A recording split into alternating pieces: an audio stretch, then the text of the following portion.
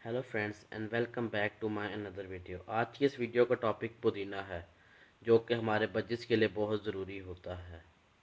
हमें अपने बजिस को गर्मियों में ये फूड ज़रूर देना चाहिए, जो कि उनकी गर्मियों का तोड़ होता है।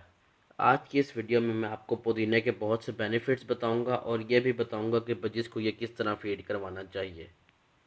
ये फूड हमारे बजिस के लिए गर्मियों का तोड़ होता है, क्योंकि ये बहुत ठंडा होता है और ये बजिस के हाजमे के लिए भी काम करता है।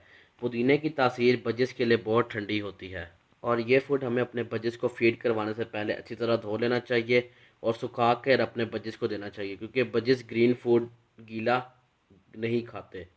और एक पेड़ के लिए पुदीने की 2 या 3 टहनियाँ ज़रूरी होती हैं देनी।